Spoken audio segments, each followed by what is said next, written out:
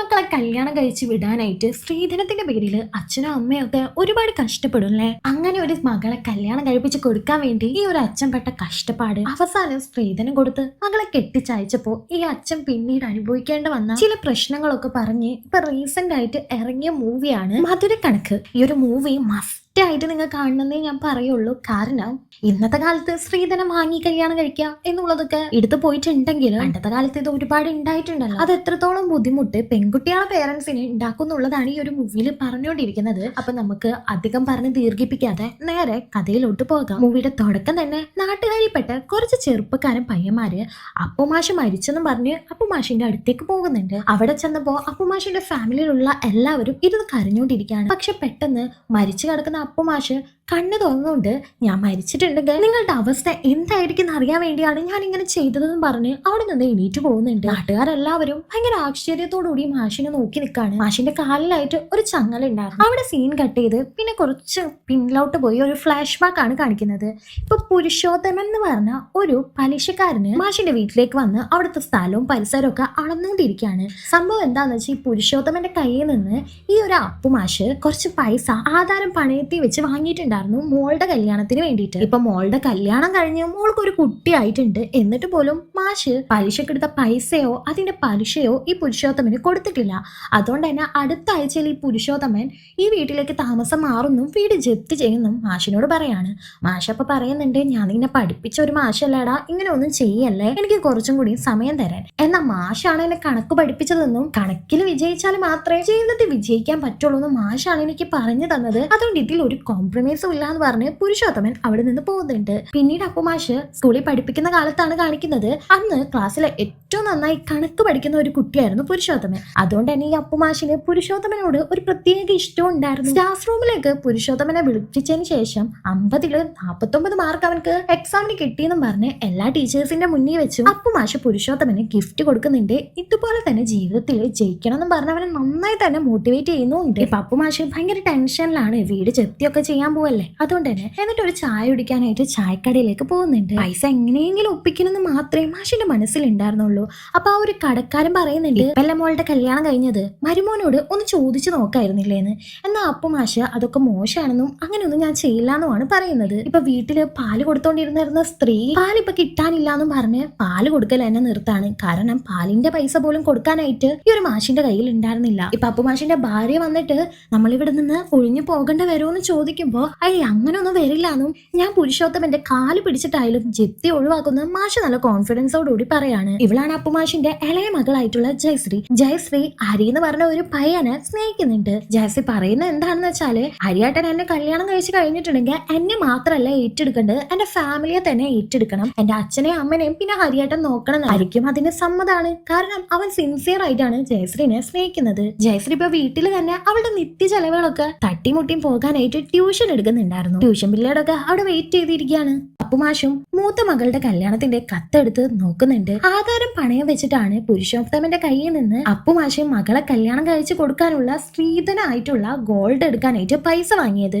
അന്ന് രാത്രി ആ ചായക്കടക്കാരനും പിന്നെ അവിടെയുള്ള കുറച്ച് യുവാക്കളായ നാട്ടുകാരും എല്ലാവരും കൂടി കല്യാണത്തിനെ കുറിച്ച് സംസാരിക്കുന്നുണ്ട്. അപ്പുമാഷും ഭാര്യയും ഈ ഒരു കല്യാണം ചുരുക്കി ഭയങ്കരമായിട്ട് കുറഞ്ഞ ചെലവിൽ നടത്താനാണ് ഉദ്ദേശിച്ചിരുന്നത്. പക്ഷെ അവിടെ ഉള്ളവരൊക്കെ പറയാണ്, അപ്പുമാഷിന്റെ വീട്ടിലെ ആദ്യത്തെ കല്യാണമല്ലേ, അതുകൊണ്ട് നിസ്സാരമായിട്ടൊന്നും നടത്തിയാൽ പോരാ, നമുക്ക് വലിയ സദ്യ 18 കൂട്ടം കറികളായിട്ട് ഒരു വലിയ സദ്യ തന്നെ ഒരുക്കണം, പിന്നെ ആൾക്കാരെല്ലാവരെയും വിളിക്കണം, എന്നിട്ട് പിരിവ് കിട്ടുമല്ലോ, അതിന് ആ ചെലവൊക്കെ നടന്നു പൊക്കോളുന്നു. അങ്ങനെ അപ്പുമാഷും പിരിവ് കിട്ടുമല്ലോ, അങ്ങനെ ചെലവ് നടന്നു പോകലോ എന്ന് വിചാരിച്ച് അതൊരു വലിയ കല്യാണം ആക്കിയിട്ട് തന്നെ നടത്തുന്നുണ്ട്. എല്ലാ അറേഞ്ച്മെന്റ്സും ചെയ്യുന്നുണ്ട്. ഒരുപാട് ഭക്ഷണമൊക്കെ ഉണ്ടാക്കി വെക്കാണ്. പക്ഷെ അന്നത്തെ ദിവസം കർഫ്യൂ ആയിരുന്നു. അതുകൊണ്ട് തന്നെ കല്യാണത്തിന് ആരും തന്നെ വരുന്നില്ല, പിരിവ് കിട്ടിയിട്ടുമില്ല. ഇപ്പൊ ഉണ്ടാക്കിയ ഫുഡൊക്കെ വേസ്റ്റ് ആവാണ്. അവിടെ ചെയ്ത അറേഞ്ച്മെന്റ്സ് ഒക്കെ വേസ്റ്റും ആയി, കുറെ പൈസയും പോയി. അങ്ങനെയാണ് അപ്പുമാഷ് കടക്കാരനായിട്ട് മാറിയത്. ഇപ്പൊ ജയശ്രീ ട്യൂഷൻ എടുത്ത് കിട്ടുന്ന ആ ഒരു ഫീസൊക്കെ അച്ഛന്റെ കയ്യിൽ കൊണ്ടുപോയി കൊടുക്കുന്നുണ്ട്. അപ്പുമാഷ് ആദ്യം അത് വാങ്ങാനായിട്ട് മടിക്കുന്നുണ്ടെങ്കിലും വേറെ നിവൃത്തിയില്ല. അതുകൊണ്ട് തന്നെ അപ്പുമാഷ് അത് വാങ്ങുന്നുണ്ട്.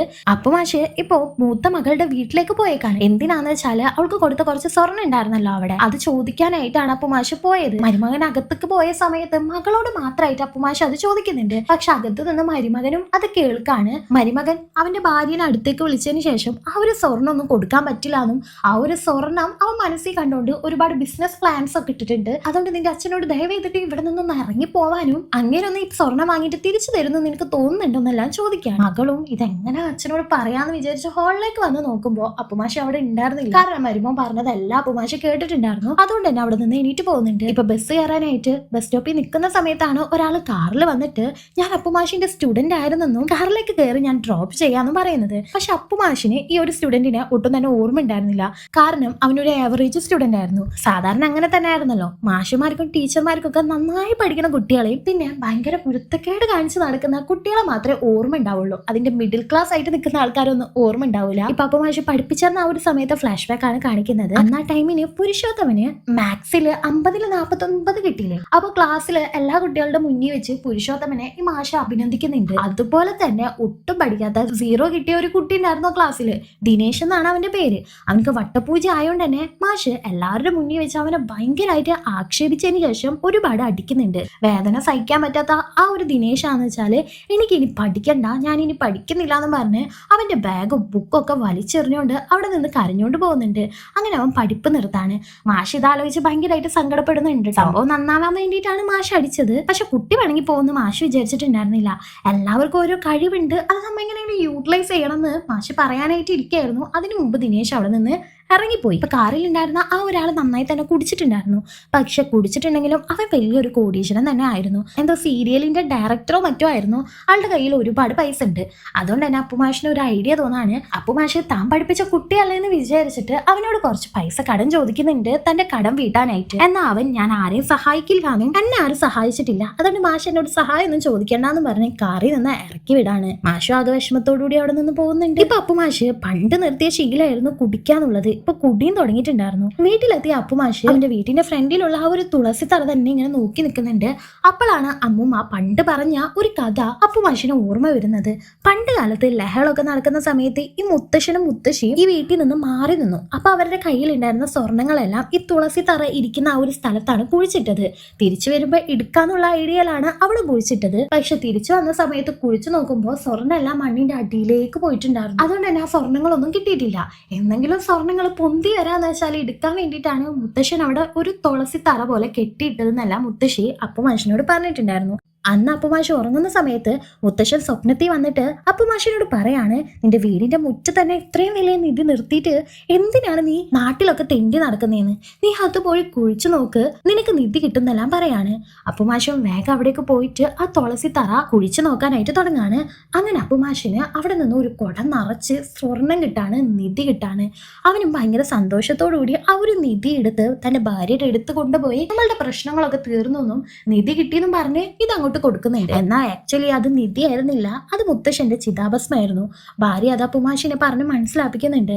അപ്പുമാഷും അവിടെ ഇരുന്ന് വല്ലാതെ കരയാണ്. ഭാര്യ ആശ്വസിപ്പിക്കാണ്. ഇപ്പൊ ആരി PSC ലിസ്റ്റിൽ വന്നിട്ടുണ്ടായിരുന്നു. അവനക്ക് ഉടനെ തന്നെ ഒരു ജോലി കിട്ടുമായിരുന്നു. മൂത്ത മോള് തന്റെ ഭർത്താവിനോട് അച്ഛൻ അന്ന് വന്ന അങ്ങനെ പോയതല്ലേ, നമുക്കൊന്ന് അച്ഛനെ പോയി കാണാമെന്ന് പറയാണ്. വീട് ജപ്തി ആയിട്ടുണ്ടെങ്കിൽ എന്ത് ചെയ്യുമെന്ന് ചോദിക്കുമ്പോൾ ഒരു കാര്യം ചെയ്യാം, നിന്റെ അച്ഛനെയും അമ്മനെയും വൃദ്ധസദനത്തിൽ കൊണ്ടുവന്നാക്കാം, ജയശ്രീനെ നമുക്ക് ഇവിടെ കൊണ്ടുവന്ന് നിർത്താം എന്നാ ഒരു ഭർത്താവ് പറയാണ്. ഭർത്താവത്തെ നല്ല ആളല്ലാന്ന് തോന്നുന്നു. അവളുടെ അനിയത്തിനെ ഒരു അനിയത്തിയെ പോലെ അല്ല ഒരു ഭർത്താവ് കാണുന്നത്. അയാൾക്ക് എന്തോ വേറെ ഉദ്ദേശം ഉണ്ടായിരുന്നു. അതുകൊണ്ട് തന്നെ ആ ഒരു മൂത്ത മോളും അവിടെ നിന്ന് ദേഷ്യപ്പെട്ടു പോകുന്നുണ്ട്. ഒരു ദിവസം ഹരി അവന്റെ അമ്മയുടെ അടുത്തേക്ക് വന്നിട്ട് ഭയങ്കര സന്തോഷത്തോടുകൂടി അവന്റെ അപ്പോയിന്റ്മെന്റ് ലെറ്റർ കാട്ടിക്കൊടുത്ത് അവനക്ക് ജോലി കിട്ടിയെന്ന് പറയാണ്.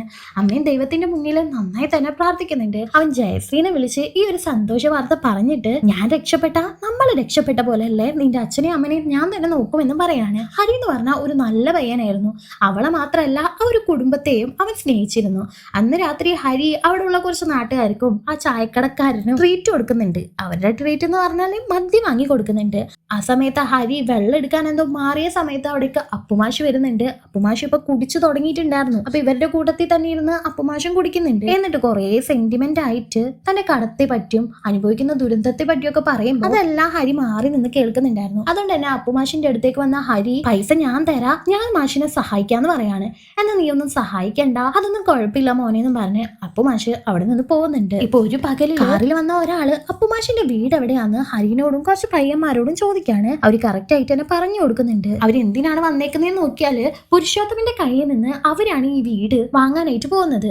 ഇവര് ശരിക്കും വീടുകളെല്ലാം പൊളിച്ചു വിൽക്കുന്ന പണിയാണ് ചെയ്യുന്നത്. അതുകൊണ്ട് പൊളിച്ചു വിറ്റിട്ടുണ്ടെങ്കിൽ അതിന് വോത്താണോ ഈ വീടെന്ന് നോക്കാൻ വേണ്ടിയിട്ടാണ് അവരിപ്പോ അവിടേക്ക് വന്നേക്കുന്നത്. പക്ഷെ അപ്പുമാഷിന് ഇതിൽ ഒട്ടും താല്പര്യം ഉണ്ടായിരുന്നില്ല. ഇപ്പൊ ആ ഒരു വീട് അപ്പുമാഷിന്റെ പേരിൽ തന്നെയല്ലേ ഉള്ളത്, പുരുഷോത്തമന്റെ പേരിലായിട്ടില്ല. അതുകൊണ്ട് എന്റെ സമ്മതില്ലാതെ ഈ വീട്ടിൽ കയറാൻ പറ്റില്ല എന്ന് അപ്പുമാഷും പറയാണ്. ഇപ്പൊ ഹരിയും കുറച്ച് നാട്ടുകാരും അവിടേക്ക് വരുന്നുണ്ട്. ഇവര് അതിക്രമിച്ച് ആ വീട്ടിൽ കയറാനായിട്ട് നോക്കുമ്പോ ഹരിയും നാട്ടുകാരും അവിടെ പ്രശ്നം ഉണ്ടാക്കാണ്. അതുകൊണ്ട് എന്നെ പേടിച്ചു പോയ അവരും അവിടെ നിന്ന് പോകുന്നുണ്ട്. അവർ പോകുന്ന വഴിയിൽ പുരുഷോത്തമനെ കാണുന്നുണ്ട്. ഇപ്പൊ അവനക്ക് അതിലൊരു അവകാശം ഇല്ല. 2 മാസം കൂടി എങ്ങനെയെങ്കിലും വെയിറ്റ് ചെയ്യി, അത് നമുക്ക് പൊളിക്കാന്ന് പുരുഷോത്തമൻ വാക്ക് കൊടുക്കാണ്. പുരുഷോത്തമന് ശരിക്കും ആൾക്കാർ പലിശക്ക് പണം എടുത്തിട്ടുണ്ടെങ്കിൽ അത് തിരിച്ചടക്കേണ്ടെന്നാണ് മനസ്സിൽ. കാരണം അവൻക്ക് ഇരട്ടി ലാഭം ആ ഒരു പ്രോപ്പർട്ടി നിന്ന് കിട്ടുമായിരുന്നു. ഇപ്പൊ അപ്പുമാഷിന്റെ ദുരന്തമൊക്കെ കണ്ട ഹരിയാണെന്ന് വെച്ചാല് തന്റെ അമ്മയുടെ അടുത്തേക്ക് ചെന്നിട്ട് ഞാൻ ജോലിക്ക് പോകുന്നതിന് മുമ്പ് നമ്മുടെ ആധാറായിട്ട് ലിങ്ക് ചെയ്യാന്ന് പറഞ്ഞിട്ട് നമ്മുടെ കയ്യിൽ നിന്ന് ആ ആധാരം വാങ്ങിക്കൊണ്ട് പുരുഷോത്തമന്റെ അടുത്തേക്ക് പോകുന്നുണ്ട്. എന്നിട്ട് 15 സെന്റ് സ്ഥലവും വീടും പണയം വെച്ചുകൊണ്ട് ഹരി പുരുഷോത്തമന്റെ കയ്യിൽ നിന്ന് കുറച്ച് പൈസ എടുക്കാണ്. അവനക്ക് ജോലി കിട്ടിയ ധൈര്യത്തിലാണ് അവൻ ആ ഒരു പൈസ എടുത്തത്.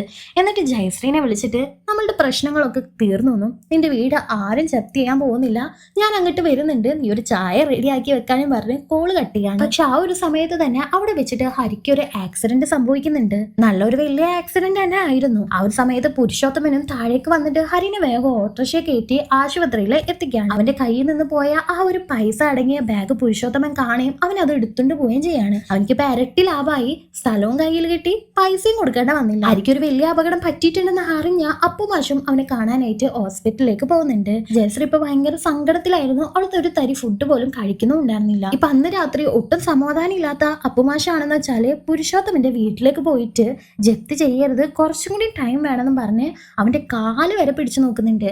ആലോചിച്ച് നോക്കണം, പഠിപ്പിച്ച ഒരു മാഷാണ് തന്റെ കാല് പിടിച്ച് കരയുന്നതെന്ന് പോലും ആലോചിക്കാതെ പുരുഷോത്തമൻ ഈ കാര്യത്തിൽ ഒരു കോംപ്രമൈസും ഇല്ല. മാഷ് വെറുതെ എന്റെ ഉറക്കം കളയാതെ എണീറ്റ് പോന്നും പറഞ്ഞ് അപമാനിച്ച് അവിടുന്ന് വിടാണ്. ആ ഒരു വിഷമത്തിൽ മാഷ് അവിടെ നിന്ന് പോയി ഒരുപാട് കുടിച്ച് റെയിൽവേ ട്രാക്കിൽ ചെന്നിട്ട് ഒരു ജോക്കറിനെ പോലെ എന്തോ ഭ്രാന്തായ പോലെ കുടിയന്മാരെ പോലെ 1 2 3 എന്നൊക്കെ ഇങ്ങനെ ചാടി കളിക്കുകയാണ്. ഇതെല്ലാം കണ്ട് ഒരു അപരിചിതൻ ആരോ ഒരാൾ അവിടെ നിൽക്കുന്നുണ്ടായിരുന്നു. മാഷ് മരിക്കാനുള്ള ശ്രമത്തിലാണെന്ന് അയാൾക്ക് മനസ്സിലായോണ്ട് തന്നെ മാഷിന് ആ ഒരു ട്രാക്കിൽ നിന്ന് അയാൾ മാറ്റി നിർത്താണ്.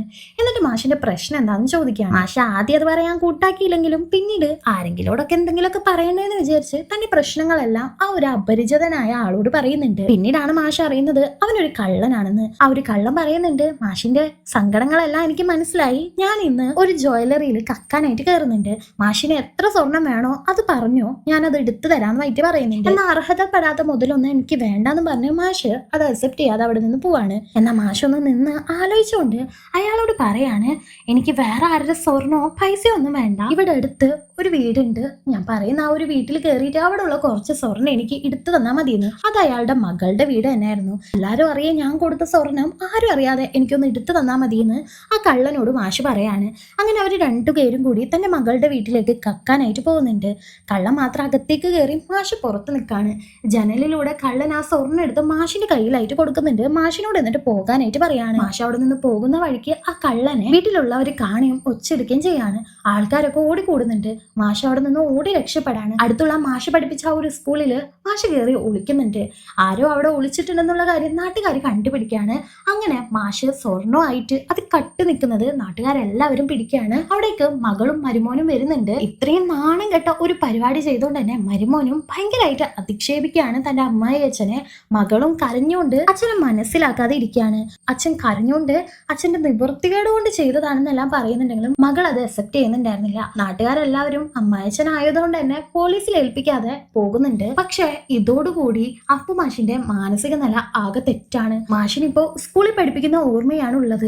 ആ പോകുന്ന നാട്ടുകാരെല്ലാവരും തന്റെ കുട്ടികളാണ്, താൻ പഠിപ്പിക്കുന്ന കുട്ടികളാണെന്നാണ് മാഷിന്റെ മൈൻഡിലുള്ളത്. അന്ന് മുതൽ മാഷിന് പ്രാന്താവാണ്. വീട്ടിലെ ചുമരിലെല്ലാം മാഷി കുട്ടികളെ പഠിപ്പിക്കുന്ന പോലെ എന്തോ ഒക്കെ എഴുതാണ്. ഒറ്റയ്ക്ക് ഇരുന്നുകൊണ്ട് തന്റെ മുന്നിലായിട്ട് കുട്ടികൾ ഉണ്ടെന്നുള്ള രീതിയിൽ മാഷ് ക്ലാസ് എടുത്തോണ്ടിരിക്കുകയാണ്. വീടിന്റെ ചുമരിലെല്ലാം കണക്കുകൾ എഴുതി മാഷ് കുട്ടികളെ പഠിപ്പിച്ചോണ്ടിരിക്കുകയാണ്. ഇത് കണ്ട് പേടി തോന്നിയ ഭാര്യയാണെന്ന് വെച്ചാല് ആ ചായക്കടക്കാരനെ വിളിപ്പിച്ച് മാഷിനെ കൊണ്ട് ഹോസ്പിറ്റലിലേക്ക് പോകുന്നുണ്ട്. ഹരിക്ക് ഇപ്പൊ ആക്സിഡന്റ് ആയിട്ട് ഒരുപാട് ദിവസം ആയിട്ടുണ്ടായിരുന്നല്ലോ. ഹരി അങ്ങനെ ഡിസ്ചാർജ് ആവുന്നുണ്ട്. പക്ഷെ ഇത്ര ദിവസം അവന് ഹോസ്പിറ്റലിൽ കിടന്നിട്ട് ജയശ്രീ അവനെ കാണാനായിട്ട് വന്നിട്ടില്ല. ഈ നടന്ന സംഭവങ്ങളൊന്നും ഹരി അറിഞ്ഞിട്ടും ഉണ്ടായിരുന്നില്ല. ഹരിയോടൊപ്പം അവന്റെ കൂട്ടുകാര് ഈ അപ്പു മാഷ് ഇങ്ങനെ മകളുടെ സ്വർണം തന്നെ കട്ടൂന്നെല്ലാം പറയുമ്പോ ഹരി അത് വിശ്വസിക്കുന്നില്ല. അങ്ങനെ മാഷ് ചെയ്യില്ല എന്നാണ് അവൻ പറയുന്നത്. ജയശ്രീക്ക് ഒരുപാട് പ്രശ്നങ്ങൾ ഉള്ളതുകൊണ്ടാണ് ഹരിയെ കാണാൻ വരാത്തതെന്ന് അവനക്കും മനസ്സിലാവുന്നുണ്ട്. അവൻ ഡിസ്ചാർജ് ചെയ്ത് വീട്ടിലേക്ക് പോവാണ്. പക്ഷെ ഒരു ദിവസം പുരുഷോത്തമന്റെ ആ ഒരു ഫിനാൻസ് കമ്പനി പൊട്ടിപ്പോവാണ്. മാഷിനെ വീട്ടിലേക്ക് കൊണ്ടുവരുന്ന സമയത്ത് മാഷു അത് അവന്റെ കാതിൽ കേൾക്കുന്നുണ്ട്, അവന്റെ ഫിനാൻസ് കമ്പനി പൊട്ടി എന്നുള്ള കാര്യം. പക്ഷെ മാഷ് ഇപ്പൊ ഭയങ്കര സൈലന്റ് ആയിരുന്നു, ആരോടൊന്നും തന്നെ മിണ്ടുന്നുണ്ടായിരുന്നില്ല. മാഷ് വീട്ടിലിരിക്കുന്ന സമയത്ത്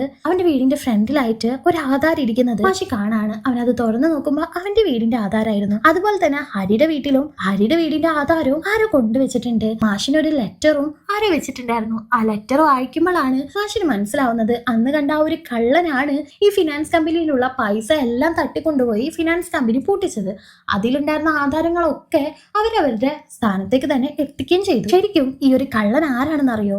മാഷ് പണ്ട് പഠിപ്പിച്ച തല്ലിയതുകൊണ്ട് മാത്രം പഠിപ്പ് നിർത്തിയ ആ ദിനേശനായിരുന്നു. മാഷ് അന്ന് സ്നേഹത്തോടുകൂടി എന്നോട് സംസാരിച്ചെങ്കിൽ ഞാൻ പഠിച്ചു പോയേനെ. മാഷിന് അന്ന് എന്നെ തല്ലണ്ടായിരുന്നു, ഞാൻ ദിനേശനാണെന്നെല്ലാം ആയിരുന്നു ആ ഒരു കത്തിലുണ്ടായിരുന്നത്. മാഷിനും ഇത് കണ്ട് നല്ലോണം തന്നെ വിഷമാവുന്നുണ്ട്. ജയശ്രീ ഹരിയെ കാണാനായിട്ട് അവന്റെ വീട്ടിലേക്ക് പോകുന്നുണ്ട്. അവൾ അവനെ ഹഗ് ചെയ്ത് നിൽക്കുന്നത് അവന്റെ അമ്മ കണ്ടിട്ട് ഒന്ന് ചിരിക്കുന്നുണ്ട്. ഇപ്പൊ മാഷിന്റെ കാലിലായിട്ട് ഒരു ചങ്ങല ഇട്ടിരിക്കുന്നത് കാണിച്ചുകൊണ്ട് ഈ ഒരു മൂവി ഇവിടെ അവസാനിക്കുകയാണ്. ഇതിൽ നിന്ന് നമുക്ക് 2 മെസ്സേജുകളാണ് കിട്ടുന്നത്. ഒന്നാമത്തത്, ഇല്ലാത്ത കാശ് ഉണ്ടാക്കിക്കൊണ്ട് നമ്മൾ ആർഭാടായിട്ട് ഒന്നും ചെയ്യാതിരിക്കുക, അത് നമ്മളെ നാശത്തിലേക്കായിരിക്കും എത്തിക്കുന്നത്. രണ്ടാമത്തെ കാര്യം, നമ്മൾ പ്രതീക്ഷിക്കാത്ത നേരത്ത് പ്രതീക്ഷിക്കാത്ത ആൾക്കാരായിരിക്കും നമുക്ക് സഹായമായിട്ട് എത്തുന്നത്. അതുകൊണ്ട് പരമാവധി എല്ലാവരോടും നന്നായി തന്നെ പെരുമാറാൻ നോക്കാം.